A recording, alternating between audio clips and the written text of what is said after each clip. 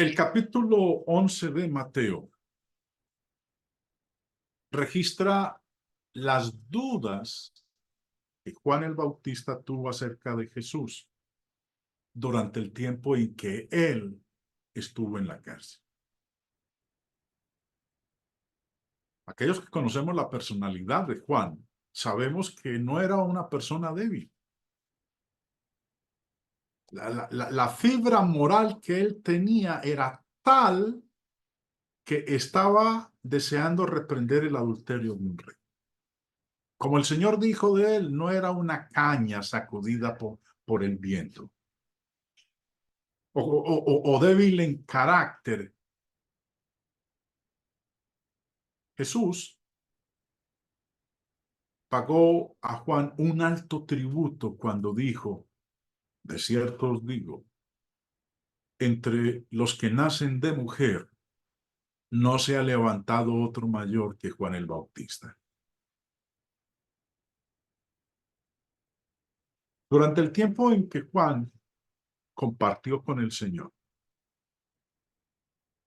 él tuvo la oportunidad de ver mucha evidencia de la deidad, de la divinidad del Señor. Él mismo fue el que desde el Antiguo Testamento se había profetizado que él enderezaría los caminos del Mesías. Recordemos también que fue Juan quien bautizó al Señor y testificó la unción de Jesús con el Espíritu Santo. Y escuchó la voz del cielo declarar: este es mi Hijo amado, en quien tengo complacencia. Y también Juan dirigió muchos de sus discípulos a Jesús diciendo: he aquí el Cordero de Dios que quita el pecado del mundo. Sin embargo, Juan compartía los conceptos equivocados de los judíos con respecto al Mesías.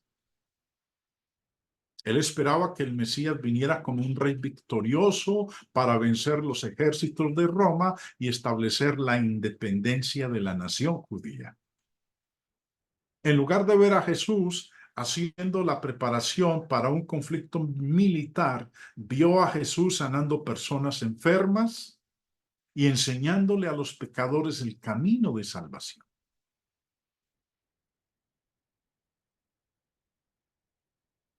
Cuando Juan estaba en la cárcel, mandó a llamar a dos de sus discípulos. Porque, como dije hace un momento, Juan, aun cuando vino a preparar el camino del Mesías, tenía un concepto equivocado respecto de él. Su visión de qué iba a ser el Mesías cuando viniera no encajaba con lo que el Señor Jesús estaba haciendo. Entonces mandó llamar a dos de sus discípulos mientras estaba en la cárcel y les dijo: al oír Juan en la cárcel los hechos de Cristo, le envió dos de sus discípulos para preguntarle: ¿eres tú aquel que había de venir?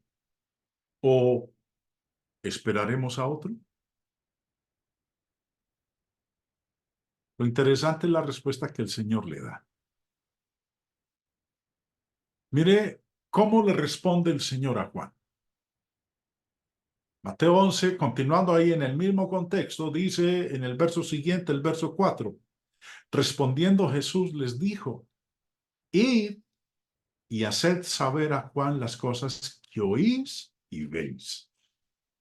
Los ciegos ven, los cojos andan, los leprosos son limpiados, los sordos oyen, los muertos son resucitados, y a los pobres se es anunciado el Evangelio.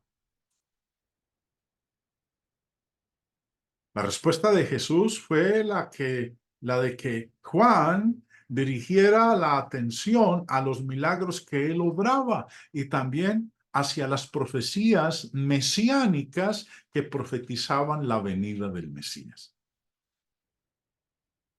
Esas profecías no solamente describieron al Mesías como un monarca gobernando, sino también como un siervo sufriente que enseñaba el evangelio al pobre y sanaba al enfermo. Ir y hacer saber a Juan las cosas que oís y veis. Y después de declararlo del verso 5, dijo, y bienaventurado es el que no halle tropiezo en mí. Juan reconocería las profecías mesiánicas, recordaría los milagros y tendría su fe fortalecida. Sin embargo, habría muchos otros judíos que tropezarían en Jesús porque no era exactamente la clase de Mesías que ellos esperaban. Desafortunadamente, hoy día hay muchos que, como en el primer siglo, tropiezan en el Cristo del Nuevo Testamento, porque no es el Salvador que ellos esperaban, no es el Salvador que ellos querían. Jesús fue claro en decir, bienaventurado es el que no halle tropiezo en mí. Pero se presentan ocasiones de tropiezo. Aquellos que tropiezan en Jesús lo rechazan. Quiero que veamos algunas de las cosas que Jesús era o dijo que hacen que los hombres tropiecen en él. La primera, la deidad de Cristo. Jesús, Dios. El Cristo que se volvió hombre era Dios. Juan 1:1 dice, en el principio existía el verbo. Recordemos que ese verbo es nuestro Señor Jesús.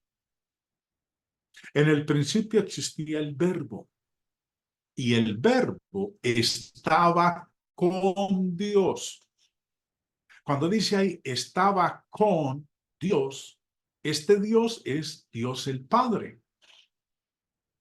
El verbo, nuestro Señor, en el principio estaba con Dios el Padre, pero culmina diciendo, y el verbo era Dios.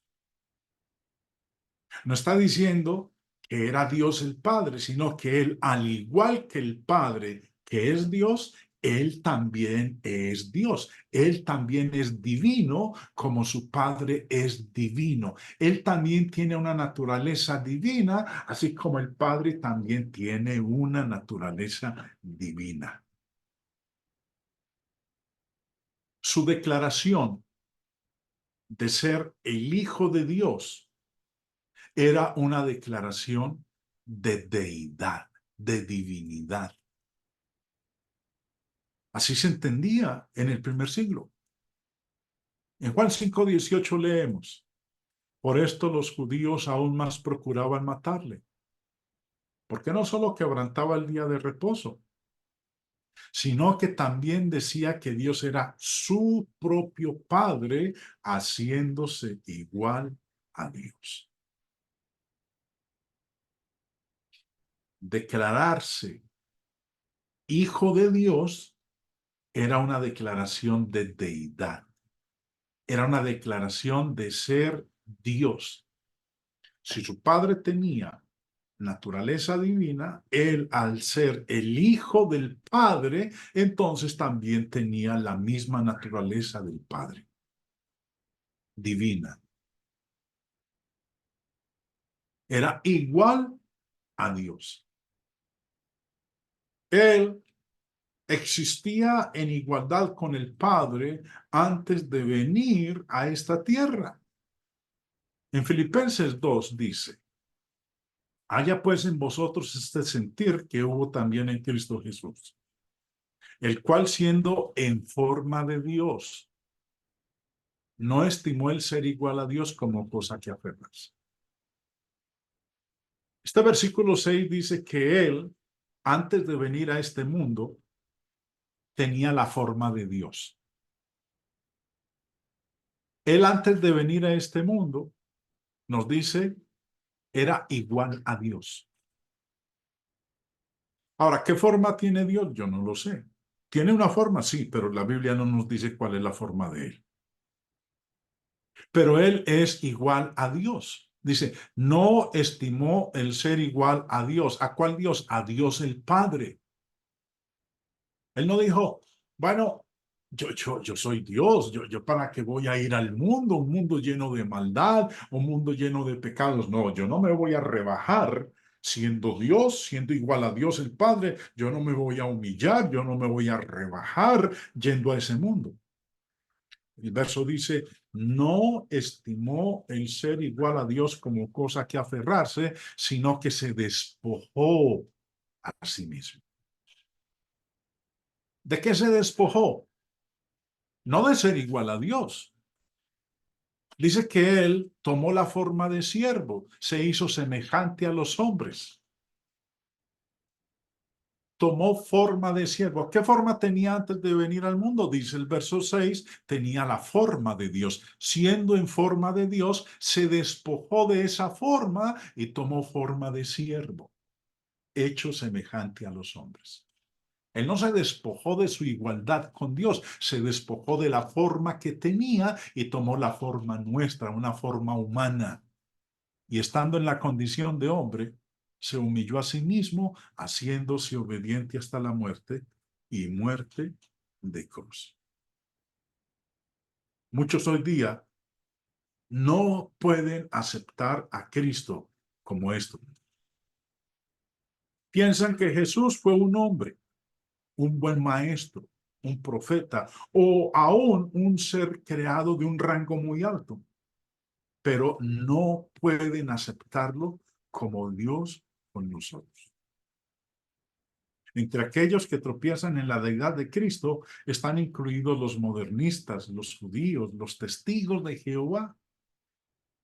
La Biblia declara que Jesús era Dios en carne, pero estos tropiezan en esta clase de Cristo. Por eso Jesús dijo, bienaventurado es el que no halle tropiezo en mí. Otra ocasión de tropiezo, su afirmación de que es el único camino de salvación. Jesús dijo que Él era el único medio por el cual los hombres podían ser salvos. En Juan 8:24 leemos, por eso os dije que moriréis en vuestros pecados, porque si no creéis que yo soy, en vuestros pecados moriréis. O como él mismo lo expresa en Juan 14:6, Jesús le dijo, yo soy el camino y la verdad y la vida. Nadie viene al Padre sino por mí. El hombre que busque otro medio para llegar al Padre nunca lo logrará. El único camino para llegar al Padre se llama Jesús de Nazaret. Los primeros cristianos enseñaron que Jesús era el único camino para el hombre ser salvo. Dijeron lo siguiente. Leemos en Hechos 4. Este Jesús es la piedra reprobada por vosotros los edificadores, la cual ha venido a ser cabeza del ángulo. Y en ningún otro hay salvación. Porque no hay otro nombre bajo el cielo dado a los hombres en que podamos ser salvos. Algunos hombres tropiezan en esto. No tienen problema admitiendo que Jesús es un camino de salvación. Porque creen que hay muchos. No aceptarán aquellos que creen que Él es un camino de los muchos que ellos declaran que hay. No aceptarán que Él es el único camino de salvación. Por eso Jesús dijo, bienaventurado es el que no halle tropiezo en mí. Otra ocasión de tropiezo, sus condiciones de salvación. Jesús dio la salvación a la humanidad sobre las condiciones de la fe, el arrepentimiento, la confesión y el bautismo.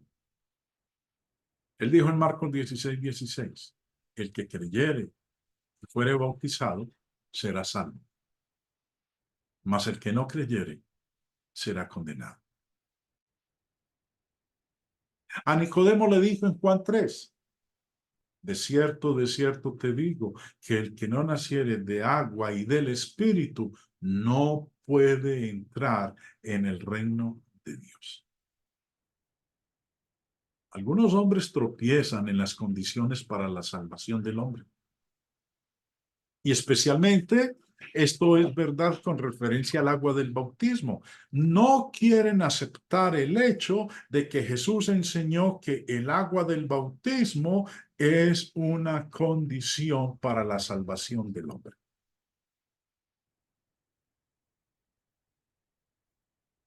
En los grupos religiosos, el hombre se ha inventado lo que se llama la oración de fe, en donde a la audiencia les dicen, ¿quiénes quieren recibir al Señor en esta noche y ser salvo? Entonces algunos se levantan, pasan al frente y les dicen, repitan conmigo la oración de fe. Señor Jesucristo, te necesito, reconozco que soy un pecador, que tú moriste por mis pecados en la cruz. Te pido, Señor, que entres en mi vida como Señor y Salvador. Gracias por entrar en mi vida y estar en mi corazón. Y listo, la persona ya fue salva. Se convirtió en hijo de Dios en ese momento. O como dice esta otra, Señor Jesús, yo te abro mi corazón. Te pido que entres en mi vida. Te acepto como mi Señor y Salvador. Perdóname de todos mis pecados desde mi juventud hasta hoy. Me arrepiento y me dispongo a dejarlos. Creo y acepto el sacrificio que hiciste en la cruz del Calvario como la salvación de mi alma. Señor Jesucristo, por favor, dame la vida eterna y que mi nombre esté inscrito en el libro de la vida. Ayúdame a ser una nueva persona renovada y transformada día a día en el conocimiento de tu verdad. Por ti, Cristo Jesús. Por Cristo Jesús. Amén. Y ya, la oración de fe. Suficiente. Y la persona ya es salva. Eso es lo que enseña el hombre de hoy. Tropiezan en lo que Cristo dijo acerca del bautismo. El que creyere y fuere bautizado será salvo, mas el que no creyere será condenado. Por eso el Señor Jesús dijo, bienaventurado es el que no halle tropiezo en mí. Otra ocasión de tropiezo, su enseñanza con respecto a la iglesia. Jesús vino a edificar su iglesia.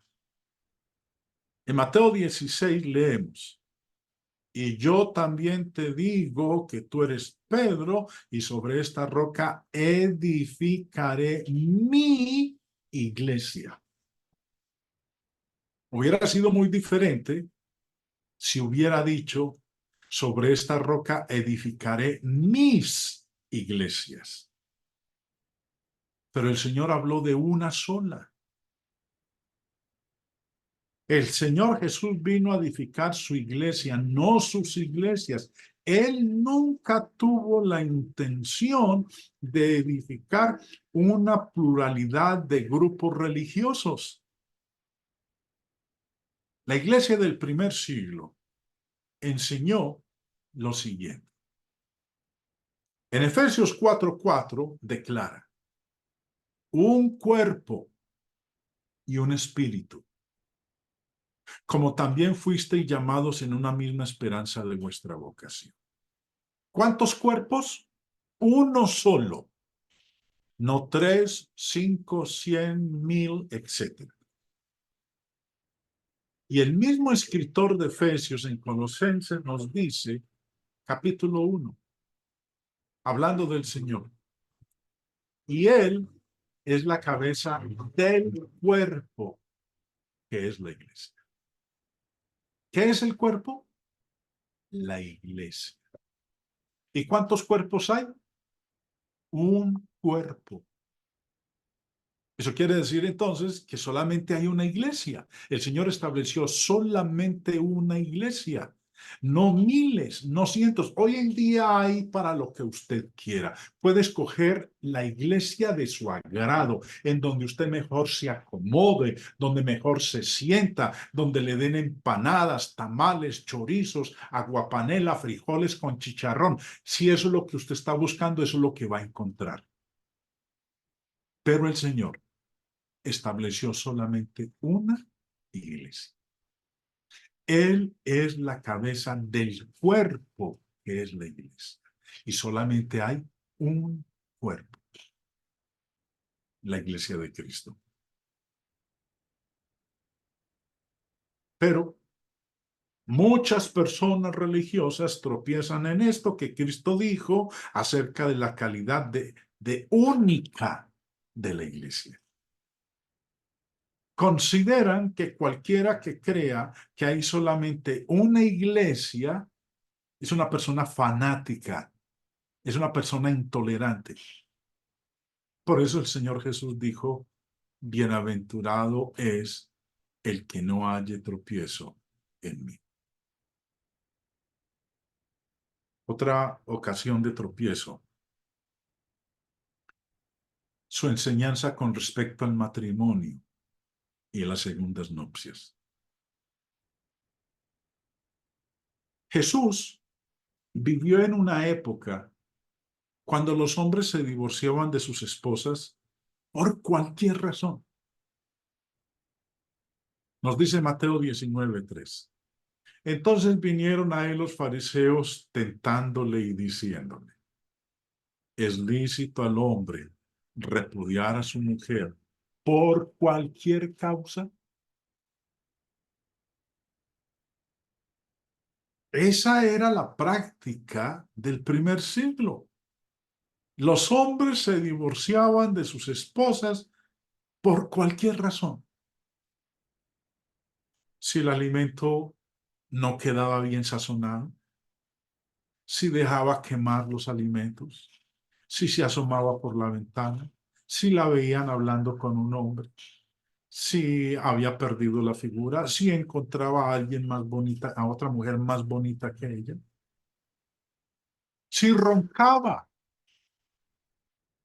cualquier razón, cualquier causa. Él dijo, en respuesta, que esa no fue la intención de Dios cuando el matrimonio fue instituido. Por eso advirtió que lo que Dios juntó, no lo separe el hombre. Y luego añadió en el verso 9, y yo os digo que cualquiera que repudia a su mujer, salvo por causa de fornicación, y se casa con otra, adultera. Y el que se casa con la repudiada, adultera. Jesús reconoció solamente una razón para el divorcio, la fornicación. No más. La única causa autorizada por Dios para que una persona, un matrimonio, pueda divorciarse es la fornicación. Y eso le da tanto al inocente como al culpable el derecho para volverse a casar. Desafortunadamente, algunos de mis hermanos tropiezan en lo que Jesús dijo acerca del divorcio y las segundas nupcias. Muchas ideas diferentes han sido circuladas para debilitar lo que Jesús dijo acerca del divorcio. Con respecto a este tema del matrimonio, el divorcio y el recasamiento o segundas nupcias, hay tres espectros básicos que se creen hoy en día. Uno, el espectro de la posición católica romana.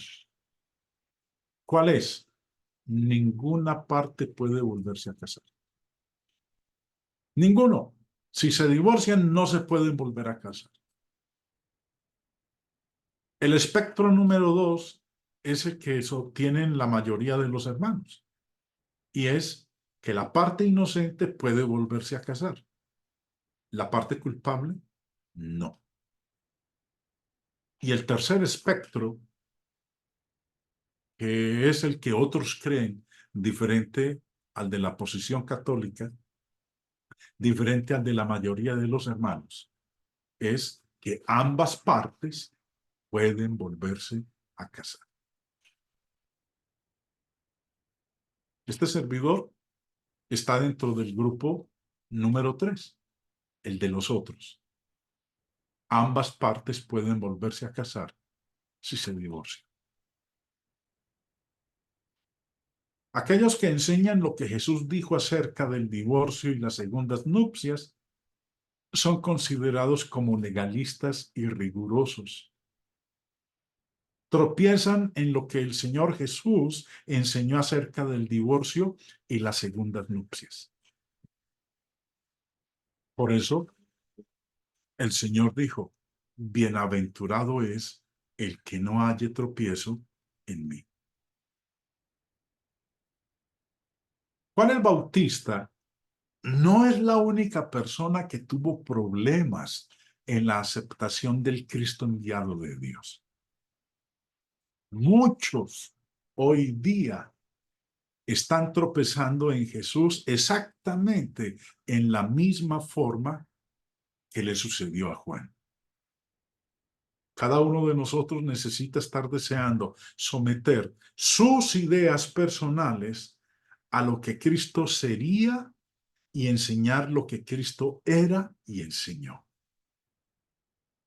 Cuidémonos de no rehacer al Cristo a nuestra propia imagen y semejanza. Aceptémoslo por lo que Él era. Y como Él dijo, bienaventurado es el que no halle tropiezo en mí. Dios les bendiga, mis hermanos.